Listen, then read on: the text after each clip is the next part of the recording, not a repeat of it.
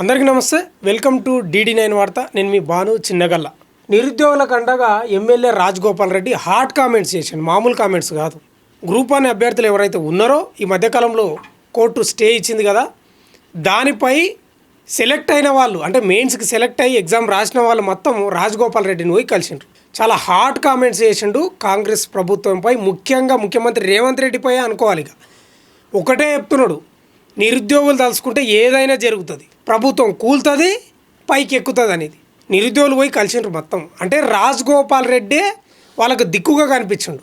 మీకు గత కొంతకాలంగా నేను చెప్తానే ఉన్నా, కాంగ్రెస్ పార్టీకి ప్రతిపక్షం బీఆర్ఎస్ కాదు, బీజేపీ కాదు, ఉన్న ఏకైక పక్షం ఏం తెలుసా? ప్రతిపక్షం రాజగోపాల్ రెడ్డి. హాట్ కామెంట్స్ చేసిండు. ఎంత హాట్ కామెంట్స్ అంటే ప్రభుత్వమే కూలిపోతుందేమో అనే క్వశ్చన్ మార్క్ ఉన్నాయి ఇప్పుడు. అంత హాట్ కామెంట్స్ చేసిండు. ఇంకేమన్నాడు తెలుసా? కాంగ్రెస్ ప్రభుత్వం వచ్చిన తర్వాత అధికారంలోకి 2 లక్షల ఉద్యోగాలు ఇస్తున్నది, కానీ ఇవ్వలేదు. ముఖ్యమంత్రి రేవంత్ రెడ్డి పదే 65,000 ఉద్యోగాలు ఇచ్చినామని చెప్తున్నారు, కానీ ఇవ్వలేదు. కేవలం 50,000 ఉద్యోగాలు ఇచ్చిండు. ఇంకా 150,000 ఉద్యోగాలు బాకీ ఉంది. మరి ఎప్పుడు ఇస్తుంది ఏం కథనో నాకు కూడా తెలియదు. నేను మీ పక్షాన పోయి ముఖ్యమంత్రి రేవంత్ రెడ్డిని కలుస్తా, ఎందుకంటే విద్యాశాఖ కూడా ఆయన దగ్గరనే ఉంది కాబట్టి నేను కలుస్తా అని చెప్తున్నాడు. ఇంకో మాట ఏమన్నాడు తెలుసా? నేపాల్ ఉదాహరణ చెప్తున్నాడు. యువత తలుచుకుంటే ప్రభుత్వాలు తారుమారైతాయి, అధ్యక్షులను, ప్రధాన మంత్రులను, ముఖ్యమంత్రులను తరిమి కొట్టే చరిత్ర నిరుద్యోగులకు, యువతకు ఉందని ఒక హెచ్చరిక జారీ చేస్తున్నాడు. అసలు హాట్ కామెంట్స్ చేసిన మీరు చూడండి ఆయన వ్యాఖ్యలు. అసలు కేవలం ముఖ్యమంత్రి రేవంత్ రెడ్డిపై చేస్తున్నాడు, ఎవరిపై చేస్తలేడు. బట్టి విక్రమార్కపై కానీ లేకపోతే ఉత్తమ్ కుమార్ రెడ్డిపై కానీ ఇట్లా కాదు, కేవలం ముఖ్యమంత్రి రేవంత్ రెడ్డిపై చేస్తున్నాడు. ఇంకా ఏకంగా ఇప్పుడు నిరుద్యోగులకు అండగా నిలుస్తున్నాడు. గతంలో కూడా చాలా మాట్లాడిండు. రైతు రుణమాఫీ చాలామంది కాలేదన్నాడు, రైతు బంధు రాలేదన్నాడు, అసలు డబుల్ బెడ్రూమ్ ఇండ్లకు సంబంధించి 1,00,000 పెంచి ఇవ్వాలంటున్నాడు, 2-3 లక్షలు పెంచి ఇవ్వాలన్నాడు. ఆ జర్నలిస్టులపై రేవంత్ రెడ్డి చెంప పళ్ళు మన పలగొడుతుంటే దానిపై కౌంటర్ వేసిండు. ఇది గవే కాదు, ఆయన రోజు మాట్లాడుతూనే ఉన్నాడు. ఓ రకంగా కాంగ్రెస్ ప్రభుత్వానికి, ముఖ్యమంత్రి రేవంత్ రెడ్డికి ఓ కంట్ల నలుసులాగా, చెప్పు కింద రాయిలాక, ఇక చెవుకాడ జొర్రీగా లాగానే తయారైపోయాడు. ఇప్పుడు ఏకంగా నిరుద్యోగులను పట్టుకున్నాడు. ఎందుకంటే నిరుద్యోగుల పక్షాన ఎందుకు నిలబడ్డాడు తెలుసా? అసలు బీఆర్ఎస్ ప్రభుత్వం కూలిపోవడానికే కారణం నిరుద్యోగులు, అందుకే వాళ్ళ సైడ్ పోయిండు. ఇప్పుడు కేవలం నిరుద్యోగులంతా రాజగోపాల్ రెడ్డి దగ్గరికి పోతారు, బీఆర్ఎస్ దగ్గరికి పోతలేరు. సరే పోయినా కూడా ఏదో కొంత పోయి ఏదో మాట్లాడి వస్తున్నారు, అది వేరే విషయం. కానీ ఇప్పుడు రాజగోపాల్ రెడ్డి ఏం పడ్డారు వాళ్ళంతా మొత్తం పోయి వినతి పత్రాలు, మాకు న్యాయం చేయండి అని గ్రూప్ 1 అభ్యర్థులకు సంబంధించిన విద్యార్థులు కానీ, నిరుద్యోగులు కానీ, వాళ్ళ తల్లిదండ్రులు కానీ అందరూ పోయినరు. హెచ్చరించండి ఈరోజు, తస్మాత్ జాగ్రత్త, ప్రభుత్వం కూలిపోయే ప్రమాదం ఉంది, గ్రూప్ 1లో అవకతవకలు జరిగినాయి, కోర్టు కూడా అదే చెప్పింది, మీరు ఎందుకు తాత్సర్యం చేస్తున్నారు, ఎందుకు నిరుద్యోగులతో ఆడుకుంటున్నారు, ఎందుకు ఎగ్జామ్ కరెక్ట్ నిర్వహించలేకపోతున్నారు, అసలు మీ పాలన ఏంది? ఇంకా గతంలో ఏమన్నాడు తెలుసా? రేవంత్ రెడ్డి మాటలు తక్కువ మాట్లాడి పని ఎక్కువ చేయాలన్నాడు. అంటే ఓ రకంగా అసలు బీఆర్ఎస్ అవసరం లేదు నాకు తెలిసి, ఇక ఎవరికి రేవంత్ రెడ్డి ప్రభుత్వానికి, బీజేపీ కూడా అవసరం లేదు, రాజగోపాల్ రెడ్డి ఒక్కటి చాలు. అసలు రాజగోపాల్ రెడ్డి ఏమనుకుంటున్నాడు అంటే, నన్ను సస్పెండ్ చేస్తే చేయనంత ఆ స్థాయిలో మాట్లాడుతున్నాడు.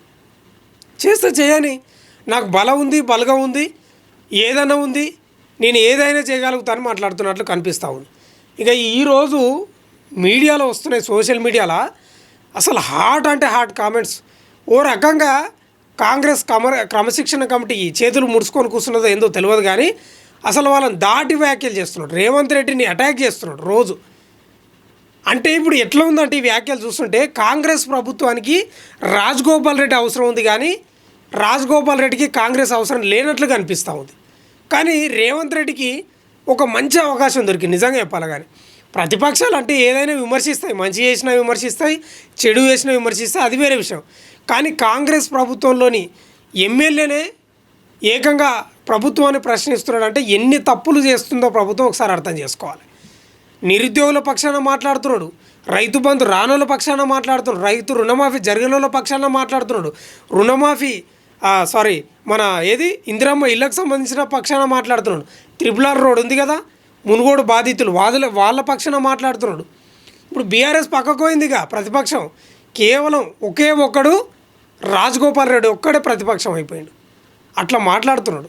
అంటే కాంగ్రెస్ ప్రభుత్వం కూడా ఏం చేయలేకపోతుంది.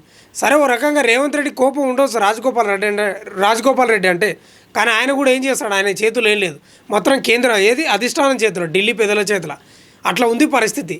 అంటే ఈ లెక్కన నాకు ఏమర్థం అవుతుంది అంటే ఫైనల్గా నేను ఏం చెప్పదలుచుకున్నా అంటే రాజగోపాల్ రెడ్డి ఒకటే చెప్తున్నాడు, నాకు మంత్రి పదవి ఇస్తే నేను కామూష్ అవుతా, లేకపోతే మీ భర్తం అన్న స్థాయిలో మాట్లాడుతున్నాడు. మరి మంత్రి పదవి ఇస్తే ఆయన కూర్చోబెడతారా, నోరు మూపిస్తారా తెలియదు, కానీ మరి ఏమైనా పార్టీ నుంచి బహిష్కరిస్తారా, సస్పెండ్ చేస్తారా తెలియదు. కానీ ఒకటే ఫిక్స్ అయింది ఏంటంటే, నాకు అర్థమైంది ఏంటంటే రాజగోపాల్ రెడ్డికి కాంగ్రెస్ పార్టీ అవసరం లేనట్లుగా అనిపిస్తూ ఉంది. నా బలం నా బలగా నాకు తెలుసు, నేను ఇండిపెండెంట్గా నిలబడ్డా, మళ్ళీ బైపోల్ ఎలక్షన్లో నిలబడ్డా, నేను గెలుస్తా, ఆ సత్తా నాకు ఉంది. నాకు రేవంత్ రెడ్డి ఆశీస్సులు ఏమొద్దు, నాకు ఢిల్లీ ఆశీస్సులు కూడా నాకు ఏం అవసరం లేదు, నాకు మునుగోడు ప్రజల ఆశీస్సులు ఉంటే చాలు అనేది ఆయన ఫిక్స్ అయినట్లుగా అనిపిస్తుంది. అందుకే భారీ స్థాయిలో విమర్శలు చేస్తున్నాడు, మామూలు స్థాయి కాదు. ఇక ఇంట్లోనే కొట్లాడితే ఎట్లుంటుందో అట్లుంది పరిస్థితి. ఇప్పుడు బయట పోయి కొట్లాడితే వేరే విషయం, ఇంట్లోనే కుటుంబ సభ్యులతో కొట్లాడితే పరువు ఎట్లుంటుందో గట్లుంది కాంగ్రెస్ ప్రభుత్వంలో. ముఖ్యమంత్రి రేవంత్ రెడ్డికి అయితే నిజంగా ఇజ్జత్ పోతున్న పరిస్థితి కనిపిస్తుంది. మరి ఏం చర్యలు తీసుకుంటారో ఏం కథనో తెలియదు, కానీ క్రమశిక్షణ కమిటీ మధ్యలో ఏదో నోటీసులు ఇచ్చిందంట, మళ్ళీ ఆయన ఏం రిప్లై ఇచ్చిండో ఏం కథనో అవి బయటికే రాలేదు ఇంతవరకు. కానీ రేవంత్ రెడ్డికి మాత్రం ఏకాయి మేకాయి కూర్చున్నాడు మునుగోడు ఎమ్మెల్యే రాజగోపాల్ రెడ్డి. చూద్దాం ఏం జరుగుతుంది ఇంకా.